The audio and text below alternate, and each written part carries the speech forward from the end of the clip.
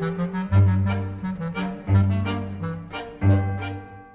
everybody, I'm Roxy and this is recmebook&stuff. Today I bring you my June TBR and I am so freaking excited because June is my birthday month and I am one of those annoying people who love their birthdays. I have a whole thing planned here with my dad. We are getting a cake and watching my favorite movie. So yeah, I'm pumped. Also, May was such a good reading month and the wrap up of course will come next week that I'm looking forward to keeping up that momentum because I have a couple of books that I won't be able to finish in May, but I've just decided to cut the currently reading sections of the videos because if I feel like the video is too rambly or too long, those are the first ones to go. But also because I feel like every time I mention a book, I should tell you what the book is about. People will get tired of hearing about the book every single time. So this is why I feel it's better to mention the book on my TBR and then when I'm done.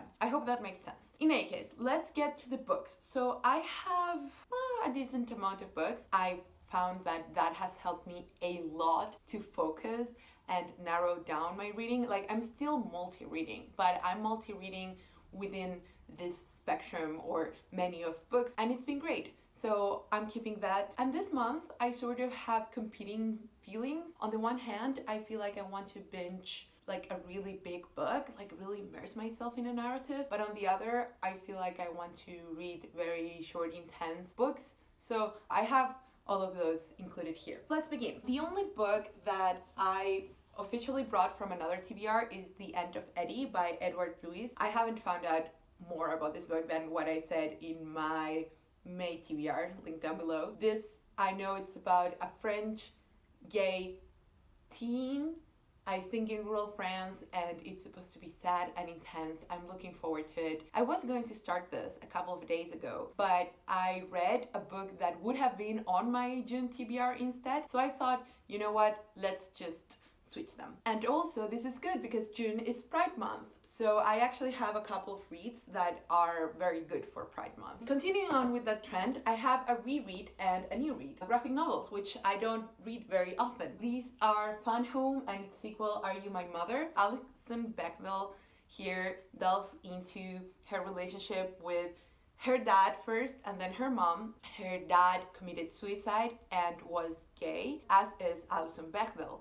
And she's sort of exploring that relationship with her father through time and through literature. I remember reading Fun Home, and what was interesting is that I, at the time, didn't give it a super high star rating. I was still giving star ratings at the time, but it has had such staying power that I really want to reread it, and that's why I also want to read the sequel. I have heard mixed things. Some people say it's actually better than the first one, and some people say it's not even close. So we'll see what I think about them. And you know I love my graphic nonfiction, so yeah, very excited. I also have a classic that I expect will give me all the feels, and that is Maurice by E.M. Forster. I don't remember like the details of this in terms of plot. I know it's about a man falling in love with another man and that it was published after Forster's death. Another book whose plot I don't really remember but I've wanted to read for a long time is Nightwood by Djuna.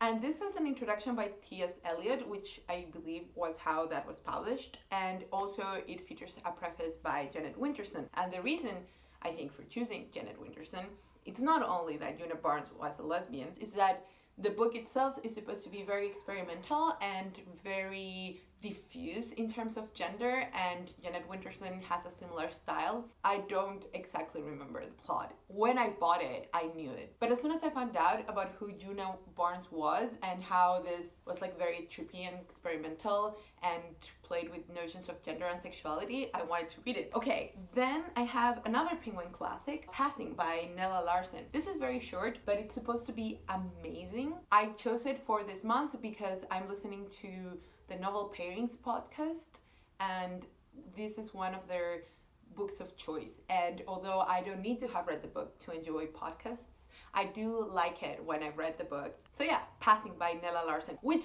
by the way, it's about a young African American woman who passes as white. And I think there are two friends, and one passes and the other doesn't. And so what does that mean? And their identities as Black women in America. So yeah, very interesting. Then I have another short reread that I think is going to crush me. It would be my second time reading it, and that's Peter and Alice by John Logan. This is one of my favorite plays of all time. It's one that I would really love to see live on the stage. This is basically an imagining of the real encounter that occurred between Alice Liddell, the inspiration for Alice in Wonderland, and Peter something, the inspiration for Peter Pan. They supposedly met at a Lewis Carroll retrospective. Of course, no one saw them interact or anything, but John Logan imagines what the encounter would have been like. And as children who were very much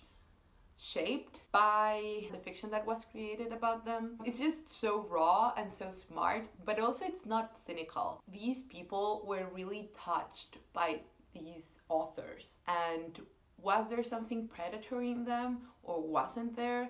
It's just a very interesting question to consider, and how it affected them growing up. Then a book that, once again, I want to dip in and out of. I'm not expecting perhaps to finish it, but I really want to get into, is the Penguin Book of Japanese Short Stories, edited by J. Rubin and introduced by Haruki Murakami. Oh, the glare, sorry. Actually, I've read a good chunk of stories, not half, but like a quarter. I really enjoyed it. The stories are organized not chronologically, but thematically, which I always enjoy. And yeah, I've really been enjoying the selection. I enjoyed both introductions.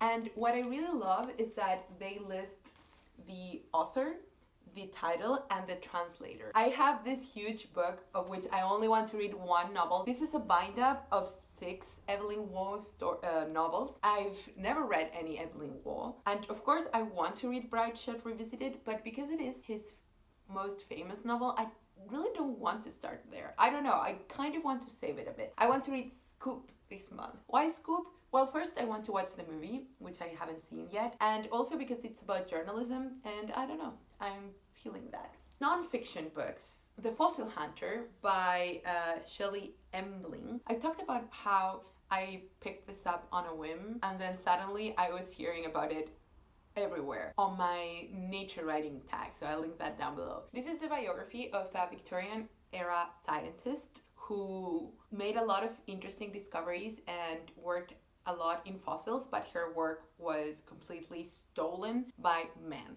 which sadly is a tale that keeps repeating through history. So yeah, I've heard such great things and I can't wait to get to it. I have a book that I'm so excited to get to, and this is Strapless by Deborah Davies, John Singer Sargent and the Fall of Madame X. I got this for free at a little free library. This was one of my favorite finds. We didn't record that find, but I was so excited when I saw it. I'm sorry if everything is slightly different. My phone has betrayed me and chosen not to work very well, so we'll have to do the rest of this very quickly. Anyways, I was talking about Strapless by Deborah Davies. This is about this painting of Madame X, which cost a huge steering because it didn't have this strap. But it's not only about the painting, it's about society at that time, and I think this is Paris. But yeah, it also talks about the painter himself, and you know, I love me some microhistory that takes a very specific thing as a departing point to wider comment and criticism and history. So I'm very, very excited for this one. And then I have 2 chunky books that are kind of an either or situation, because I do not expect to be able to read both of these this month, but you know. The first one is Anna Karenina by Lev Tolstoy. I have never read any Lev Tolstoy, although I might have read a short story by him, but never one of his novels. So I'm very, very, very excited to get to this. I do know like the big finale, but I'm still very interested in reading this. I think it might be time. We are entering winter here. And the other book still hasn't arrived. I'm expecting it next week. This is a chain bookstore that supposedly is very close by, but I don't know how busy they might be. Also, I've never ordered from them because I would usually go to their store and buy things. But yeah, I really like them because they are the only ones that carry books in English at decent prices, and they have like a really broad selection. So amongst other books, birthday book haul coming soon, I got the Pickwick Papers by Charles Dickens, his first novel, and I believe, if I'm not mistaken, one of his most episodic works. I have been craving Dickens for some reason. It doesn't make a lot of sense because I've only read short stories and excerpts from his novels. I've never read a full novel. But suddenly I was like, I want to read Dickens. I want to read Dickens. But the problem is that I already own a lot of unread Dickens that is not here and I can't access them. So I had to pick something that I really wanted to read that I hadn't already bought. And the Pickwick Papers was that. But if it takes too long to get here, I'll just go ahead and read Anna Karenina instead. And then we finally have the music ebook section. You didn't think I was going to get over my music writing obsession that quickly, right? No. I have books to talk to you about. The first one of those is Debussy's Paris, Piano Portraits of the Belle Epoque by Catherine Kautsky. I'm sorry, I'm not wearing my glasses and the notes are clearly on my viewfinder. That is also my computer. I didn't plan this very well. This is supposed to be both about Debussy and the Belle Epoque. Debussy is one of my favorite composers of all time, even before this madness began. I'm a basic bitch like that. I love romantic and impressionist composers. And what is so great about looking for books about Debussy is that I love reading about the Belle Epoque. So you'll see a lot of related books throughout the year. Then the second one is The Secret Lives of the Great Composer by Elizabeth Lunday. And this is supposed to be mini biographies of the main composers of all time, but done in a very refreshing and dynamic and gossipy way. I'm very excited. I think I might learn a bunch. The cover also looks super fun, and I hadn't realized that this was written by a woman, and I am so pleased to be reading more and more women historians. Then I would also like to get to, although not necessarily finished, Great Pianists on Piano Playing by James Francis Cooke. I have not seen the full index to know whether it's more like oral history and interviews or it's actually more of a constructed book. But you'll hear me report back. I'm very interested in hearing Great Pianists' insights about piano playing because I need all the help I can get, guys.